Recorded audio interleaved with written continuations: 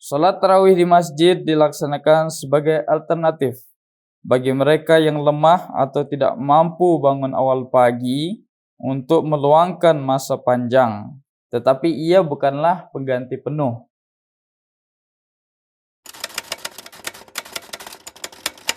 Assalamualaikum warahmatullahi wabarakatuh. Waalaikumsalam. Bismillahirrahmanirrahim. Bersama kita lagi dalam Kudan Podcast, di mana kita akan membincangkan beberapa isu agama. So, kena dengan bulan ini, yaitu bulan Ramadan, bulan yang penuh makrifat dan keberkatan. Di mana kita akan memberi soalan dan menerangkan beberapa soalan yang berkaitan dengan bulan Ramadan itu. So, bersama seseorang yang tidak asing lagi, Tuan Virus. Sehat, Tuan? Alhamdulillah. Alhamdulillah sehat. So, soalan pertama daripada saya. Yang ini adalah ibadah. Soalan ini adalah berkaitan dengan ibadah. Ibadah ini sangat sinonim dengan bulan Ramadan. Yang lain yang tidak bukan solat tarawih. So, sebenarnya apa itu solat tarawih? Kenapa dia hanya dilakukan di bulan Ramadan?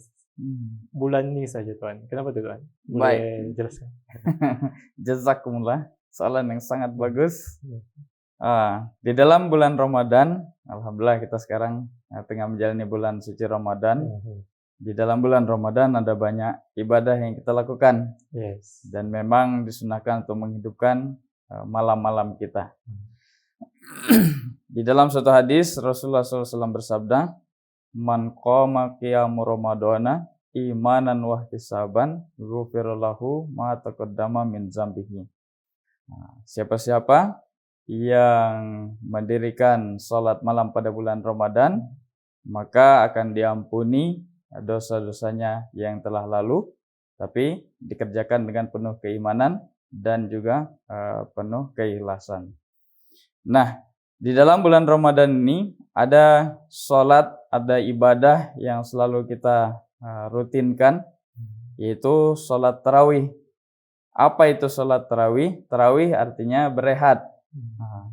Berakar daripada kata tarwihah, jamaknya tarawih. Salat tarawih adalah salat malam pada bulan Ramadan. Biasa kita lakukan selepas salat Isya. Tetapi macam mana contoh di masa Rasulullah SAW? Adakah Rasulullah SAW melaksanakan salat tarawih?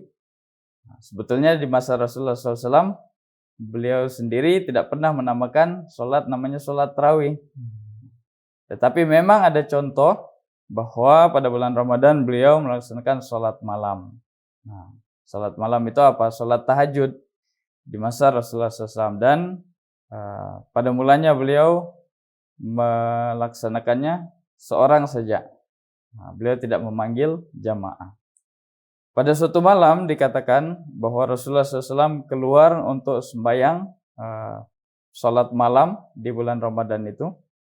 Lalu terdampaklah oleh para sahabat bahwa beliau tengah melaksanakan salat malam. Maka para sahabat radhiyallahu anhum pun ada beberapa yang ikut di belakang beliau sebagai makmum. Itu kemudian mulailah diceritakan oleh sahabat-sahabat tadi bahwa tadi malam Rasulullah SAW melaksanakan sholat dan kami bermakmum. Itu pada malam yang pertama.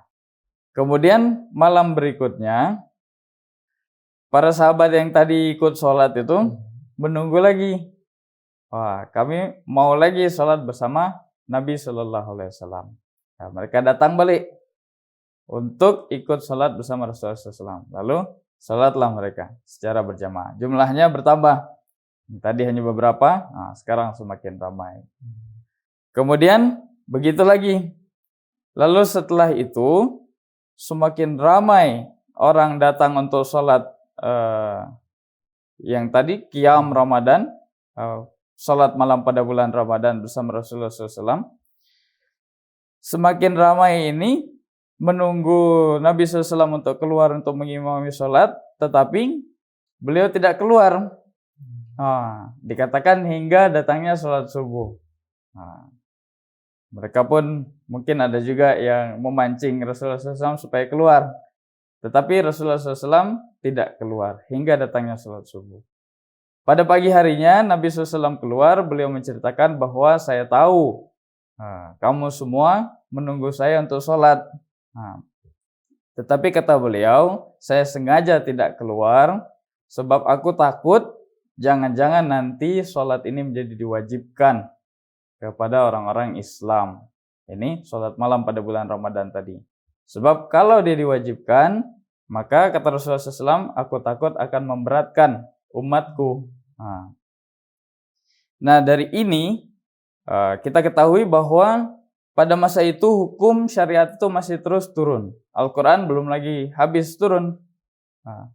Syariat itu masih terus turun dari Allah Subhanahu wa taala, sehingga jangan-jangan kalau ini terus dilakukan oleh Rasulullah SAW bersama para sahabat, maka jangan-jangan dia menjadi hukum yang wajib masuk ke dalam Al-Quran dan menjadi diwajibkan kepada orang-orang Islam. Nah, itu beliau khawatir jangan sampai ini wajib kemudian nanti orang-orang Islam akan merasa berat untuk melaksanakannya. Oleh sebab itu pada malam itu beliau sallallahu alaihi wasallam tidak keluar daripada hujrahnya, dari biliknya, dari rumahnya untuk sholat malam tadi, qiyam Ramadan. Dan sampai situ pun belum disebut sholat apa namanya, hanya sholat malam pada bulan Ramadan. Nah, selepas itu orang-orang melaksanakan sholat itu masing-masing. Dan memang ada juga yang secara berjamaah. Hingga wafatnya Rasulullah SAW, kemudian terpilih Hadrat Abu Bakar sebagai khalifah, Khalifatul Rasyidin yang pertama. Beliau pun masih belum menetapkan hukum sholat berjamaah bagi sholat tarawih ini. Dan belum ada namanya. Kemudian tibalah masa Hadrat Umar. Nah, pada masa Khalifah Umar, barulah kemudian beliau membuat suatu pengaturan, mengatur sholat ini supaya dilakukan secara berjamaah. Nah, tujuannya apa? Pada masa itu, orang-orang masuk Islam semakin ramai. Banyak di antara mereka yang mungkin jarang mendengarkan Al-Quran. Nah, sehingga melalui sarana sholat malam pada bulan Ramadan inilah mereka mendengarkan bacaan-bacaan Al-Quran. Mereka yang duduk di gunung mana, di ujung kampung mana. Nah, mereka datang ke masjid untuk sholat malam itu dan juga mendengarkan bacaan-bacaan Al-Quran. Nah, pada masa itulah ditetapkan bahwa sholat ini dilakukan secara berjamaah. Nah, itulah dia. Pada masa itu dilaksanakan secara berjamaah dan Hadrat Umar radhiyallahu anhu menetapkan seorang imam namanya Ubay bin Ka'ab, sahabat Nabi, untuk mengimami sholat tarawih tadi. Nah, itu dilaksanakan di masjid. Beliau sendiri tidak ikut di situ. Nah, beliau melakukan pusingan malam. Nah, beliau pusing-pusing malam melihat mana orang yang ikut dan mana yang tidak. Nah, itulah dia. Nah, kata beliau, inilah sebaik-baik inovasi yang dilakukan dalam hal ibadah. Itulah dia sholat tarawih. Kenapa dinamakan tarawih? Tarawih artinya berehat. Sebab pada masa itu sholat tarawih dilaksanakan dengan membaca ayat Quran sebanyak-banyaknya, panjang-panjang rakaatnya. Nah, setiap selepas salam, kadang-kadang orang berehat dulu untuk mulai rakaat yang berikutnya. Itulah sebab disebut namanya tarawih. Terima kasih Tuhan atas penjelasan. So kiranya tarawih ini, nama tarawih tersebut tuh tak wujud sehingga kan zaman Khalifah Hazrat Umar barulah tarawih itu namanya wujud. Macam itu Tuhan. Iya, diaturkan pelaksanaan salat tarawih. Barulah dibuat seramai-ramainya. Iya. Oke Tuhan. So cerita tentang tarawih lagi. Tadi saya nak bertanya tentang kewajiban tarawih, tapi Tuhan dah jawab. Yang Tuhan sampaikan adalah solat ni pada awalnya hanya dilakukan keseorangan ataupun sedikit oleh Nabi Muhammad SAW, sehingga kan Nabi sendiri tidak mau ke masjid dan untuk mengelakkan yang solat itu diwajibkan. Okey, jadi soalan seterusnya Tuhan, banyak yang saya dengar beberapa di luar sana tentang jumlah rakaat. Itu ada yang mengatakan 8 rakaat, ada yang mengatakan 20 rakaat. So persoalannya di sini, mana satu yang betul atau kedua-duanya betul dan mana satu yang lebih baik. Dan macam mana wujudnya 8 rakaat dan 20 rakaat, Tuan. Oke, Tuan, Iya. boleh jelaskan? Salat tarawih ini dia adalah salat nafal. Hmm. Sebetulnya dia adalah salat tahajud juga.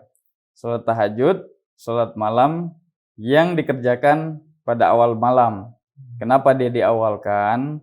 Sebab ada sebagian orang barangkali susah untuk bangun malam untuk sholat tahajud. Sehingga dengan melaksanakan sholat tarawih ini, paling tidak dia mendapatkan amalan sholat malam pada bulan Ramadan. Itu tadi mengenai qiyam Ramadan. Nah, dia adalah sholat tahajud. Sholat tahajud itu sholat nafal yang sifatnya tambahan. Dalam Quran dikatakan dia adalah tambahan, nafal. Nah, sholat nafal itu sebetulnya tidak boleh juga kita katakan dibatasi. Jadi kita mengikut contoh Rasulullah SAW bahwa beliau melaksanakan sholat malam itu 8 rakaat. Tetapi memang ada contoh 20 rakaat di masa Khalifah Umar tadi. Tujuannya ialah supaya semakin banyak ayat Quran yang dibaca. Karena memang tujuannya ialah memperdengarkan ayat-ayat Quran kepada orang-orang Islam, terutama orang-orang Islam yang baru masuk ke dalam Islam. Mungkin banyak di antara mereka yang jarang mendengarkan Al-Quran, sehingga itulah tempat mereka untuk mendengarkan ayat-ayat Al-Quran. Ada yang 20, ada yang 8. Nah, jemaat kita melaksanakan mengikut kepada apa yang dicontohkan oleh Rasulullah SAW, oleh baginda Nabi SAW, bahwa beliau untuk sholat malam itu tidak melebihi 8 rakaat. Jadi 8 rakaat untuk sholat malam ini, sholat tarawih, kemudian diakhiri dengan witir. Total 11 rakaat. Jadi kita mengambil jumlah rakaat, 11 rakaat, 8 rakaat sholat itu, 3 rakaat adalah sholat witir. Itulah ya. Tapi kita tidak boleh juga menyalahkan orang yang melaksanakan sholat 20 rakaat. Itulah dia. Sebab dia memang sholat nafal, sholat yang sifatnya tambahan. Jazakallah Tuan atas penjelasan tadi tentang awalnya sholat 8 rakaat dan 20 rakaat itu tadi. Dan tapi Tuan juga menyentuh tentang sholat tahajud dan sholat tarawih. Oke, ini last 2 soalan daripada saya, Tuan. Tentang sholat tahajud. Adakah kita boleh lakukan sholat tahajud selepas kita sudah tarawih, ataupun kita tak perlu lakukan sholat tahajud sebab kita sudah lakukan sholat tarawih? Jadi macam mana tu, Tuan? Iya. Sholat yang sangat bagus. Memang dua-duanya adalah sebetulnya sholat yang sama saja. Sholat malam, tarawih itu tahajud yang diawalkan. Tetapi kita pun mau mengambil keberkatan malam-malam kita bulan Ramadan, terutama pada sepertiga malam yang terakhir di bulan Ramadan. Jadi kita pun berusaha melaksanakan sholat tahajud seperti mana yang kita lakukan sebelum bulan suci Ramadan. Jadi kadang-kadang ada juga orang yang mungkin sebab sudah tarawih dia tidak mengerjakan tahajud, tetapi oleh sebab kita mau mengambil keberkatan dari bulan suci Ramadan ini sebanyak-banyaknya, maka hendaknya juga kita berusaha dalam suatu kesempatan huzur menyatakan bahwa kerjakanlah juga sembahyang tahajud itu minimal 2 rakaat atau 4 rakaat. Jadi seboleh-bolehnya bagi kita berusaha selepas memang kita sudah sholat tarawih, tapi kita juga seboleh-bolehnya berusaha untuk tetap melaksanakan sholat tahajud. Dan menurut contoh yang ditunjukkan oleh Hadrat Masih Maud SAW, bahwa tahajud dulu, baru selepas itu makan sahur.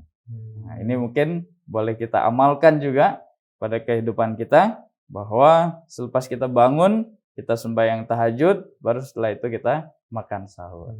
So kiranya tak ada salah kita melakukan solat tahajud sesudah kita melakukan solat tarawih atas dasar sebab kita perlu banyak melakukan ibadah di bulan Ramadan. Sebab dia sifatnya nafal, boleh sebanyak-banyaknya. Jadi lebih baiklah dilakukan solat tahajud. Oke, Tuan, ini soalan yang terakhir tentang jamak, yaitu bolehkah kita melakukan sholat jamak antara maghrib dan isyak dan sesudah itu baru sholat tarawih? Ataupun kita boleh juga melakukan maghrib, isyak, dan tarawih? Iya. Ini mungkin soalan yang banyak muncul dalam pikiran banyak para ahli jemaat kita. Sebab kita di beberapa tempat memang mengamalkan ini. Ada yang tempat di mana waktu itu sangat terhad, kita sholat maghrib kemudian dijamak dengan isya lalu sholat tarawih. Di dalam hukum mengenai jamak, bahwa jamak itu diperbolehkan atas beberapa sebab. Kalau kita lihat contoh dalam perjalanan, maka kita menjamak sholat, atau orang sakit, atau hujan, maka itu boleh jamak. Atau ada aktiviti keagamaan, maka sholat boleh dijamak. Rasulullah SAW memang menubuatkan bahwa di akhir zaman nanti, itu pada masa Imam Mahdi alaihissalam, sholat-sholat itu akan banyak dijamak. Itu memang nubuatan daripada Rasulullah SAW. Ini menandakan bahwa pada masa akhir zaman itu, pada masa Imam Mahdi, masa Masih Maud alaihissalam, masa itu terasa sempit, sehingga banyak sholat-sholat dijamak. Tadi saya katakan bahwa sholat, salah satu sebab boleh dijamak sholat itu ialah ada aktiviti keagamaan. Kadang-kadang kita menjumpai tempat-tempat di mana contoh pada hari Jumat.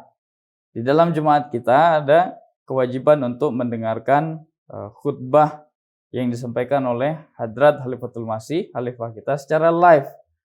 Maka di tempat-tempat seperti itu kadang-kadang dilakukan sholat maghrib dan juga isya dijamak. Sebab pada masa huzur menyampaikan khutbah, maka pada masa itu di tempat kita masuk masa sholat isya. Contohnya, maka sholat diawalkan, sholat maghrib dijamak isya.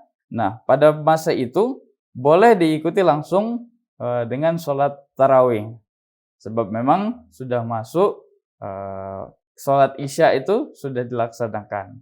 Maka di tempat-tempat seperti itu biasanya orang melaksanakan sholat maghrib dijamak dengan isya, kemudian langsung sholat tarawih, baru kemudian mendengarkan khutbah huzur.